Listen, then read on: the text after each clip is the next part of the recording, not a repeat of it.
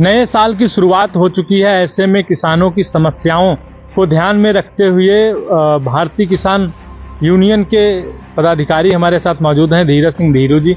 बात करेंगे कि सीतापुर में जो गन्ना ओवरलोड की समस्या है वो लगातार बनी हुई है और कई हादसे आपको देखने को मिल रहे होंगे कि किस तरीके से यहाँ पर हादसे हो रहे हैं।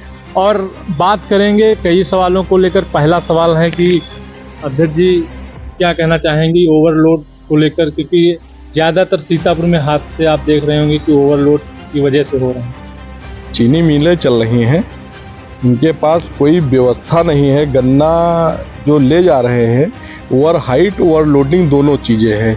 न पीछे ये जाल लगा रहे हैं। आज के 10 दिन पहले 15 दिन पहले मैंने एक वीडियो बनाया था हैदरगढ़ चीनी मिल का। लखनऊ किसान पथ पे ट्रक जा रहे थे तो उस पर ना कोई सुरक्षा के इंतजाम थे और लोड भी था और हाइट भी था। हमने आरटीओ सीतापुर माला वाजपेयी जी को टेलीफोन किया कि ये इस तरीके की समस्या है, तो उन्होंने समस्या को समझा भी नहीं, फ़ोन काट दिया। उसके बाद मैंने लखनऊ आरटीओ को फ़ोन किया। लखनऊ आरटीओ ने कहा नहीं, हम ये नहीं देखते हैं, कोई दूसरे ये विभाग देखते हैं, उनको कहते हैं। उन्होंने कुछ कराया नहीं।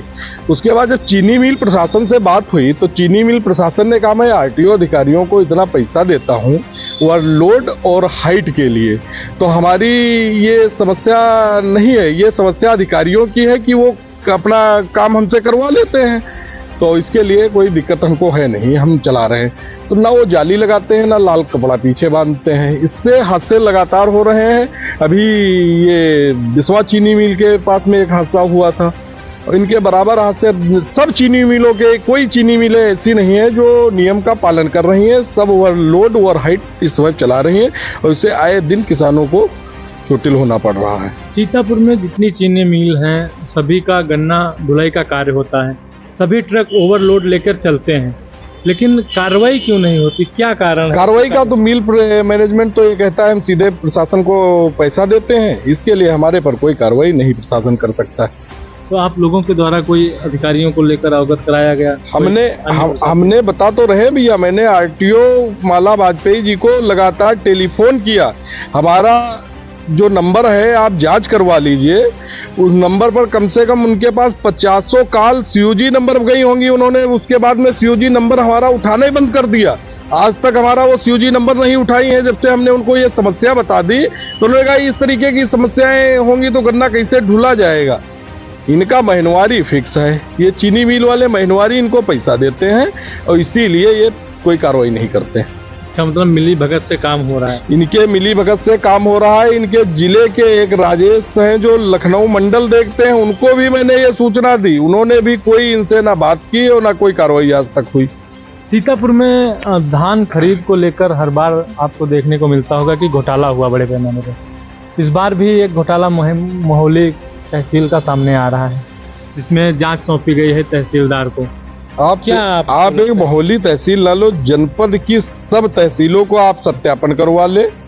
अधिकारी, किसी किसान का 1 किलो अगर धान किसी क्रय केंद्र पर बिका हो तो हमको बताना, हम राजनीति बंद कर देंगे।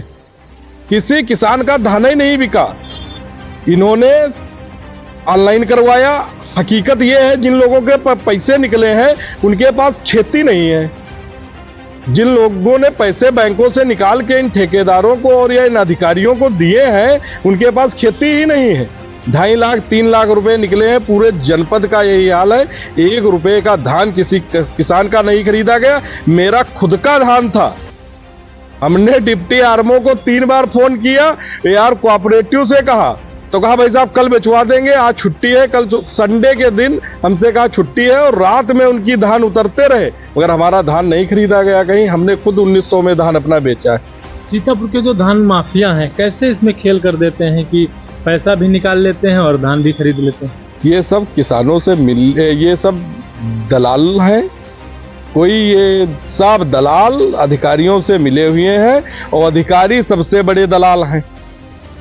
अधिकारी दलाल है, इसीलिए दलाल पनपा रहे हैं। कोई किसान का धान कहीं भैया नहीं खरीदा गया है। सब ये दलाल कहाँ से लाएं, किसका खरीदे पता नहीं, केवल कागज पर है और कहीं जमीन में कुछ है ही नहीं। इसको लेकर आपके द्वारा कोई कुछ कदम किया जाए? हमने कई, हाँ, इसकी जांच चल रही है। नहीं अगर इस सुचारू रूप से होगी तो हम लोग इसके लिए एक धरना प्रदर्शन, बहुत बड़ा धरना प्रदर्शन करेंगे और कार्रवाई होगी इस पर। एक मुद्दा उठ रहा है कसमंडा ब्लॉक का कि जो टाइटल कुछ करके आया है उसमें बड़ी धांधली हुई है। कसमंडा ब्लॉक का नहीं, पूरे जनपद का कैटल सेट का मामला है।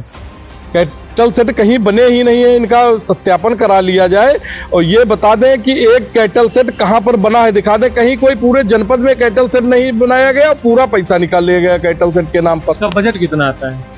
इसका बजट करोड़ों रुपए आता है, थोड़ा बहुत नहीं, करोड़ों रुपए आता है। एक सेट का हमको लगता है 2-2.5 लाख रुपए का है, 2 या 2.5 लाख रुपए में एक कैटल सेट का है, तो करोड़ों रुपए हुआ जाके जिले पर बजट आया। मगर एक कैटल सेट कहीं पर किसी को नहीं दिया गया, सब पैसा कागज पे निकाल लिया गया।